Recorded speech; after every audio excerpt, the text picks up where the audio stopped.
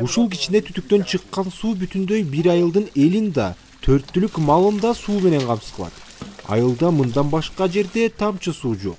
Башка кыштактардыкындай болуп, орукуштап аккан сайы да жок. Ага чөшкөнсүп бул бир түтүк суу күнүнө түшкү саат 11-ден 3-кө чейин гана болот. Мындай шартка айылдыктар эле эмес, малдагы көнүп бүткөндөй. Алар да элден талаша суусунун кандыруунун аракетинде. Болгон айыл ушул почти 1000 жыл түтүкмүш.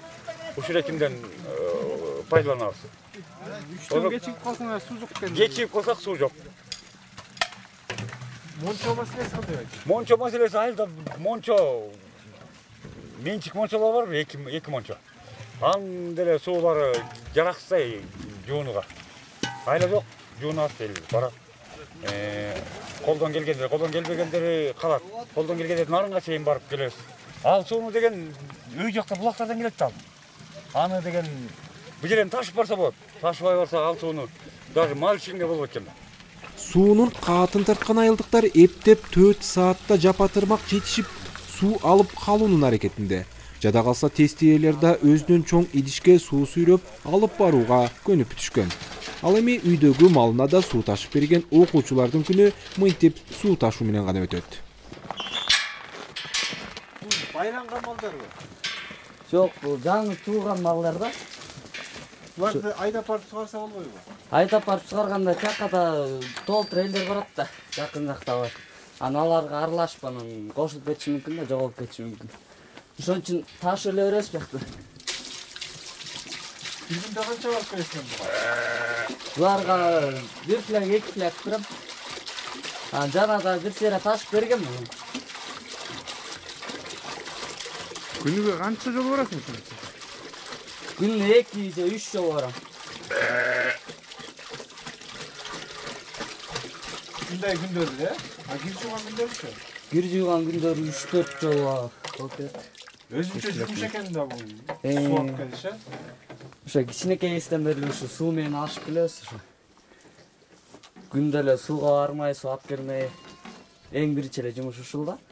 Саат 11-ден 3-кө чейин ачылат да, бул свет менен иштейт да, мотор менен. А мотор күйүп кеткен маалда уже таптакыр суу жок болуп калат.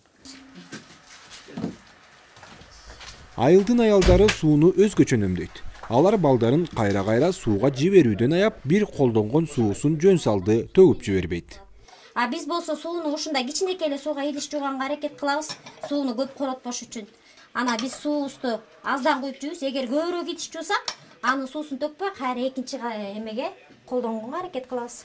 Мисалы, мул сууну азыр мен коюп коеюн, анан да чай ичип бүткөндөн кийин идишти бир сыйра жууп, кайра таза чайкаганга. 1300 киши жашаган жалгыз терек айылы өткөн кылымдын 30-жылдарында түптөлгөн. Ошондон бери алардын таза суу көйгөйү чечилген эмес. Бул түтүктү да алар өз алдынча демөөрчү издеп жүрүп, 100 метр тереңдиктен насос менен сордуртуп чыгарып алышкандыгына 10 жылдай эле болду. Ага чейин алар булактын туздуу суусун ичип келишкен.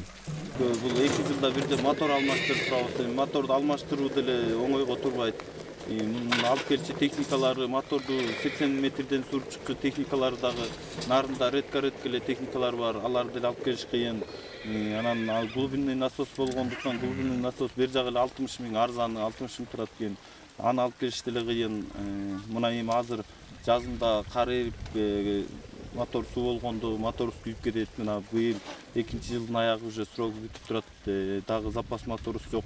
Бүгүн эртең күйүп кетеби деп коркунучта турабыз. Мына азыр моторубуздун да күчү кетип, слабыйлап суубуз жайдан агып калды. Колдон келсе муну дагы мөөнөтүн кыскартканга туура келип атат.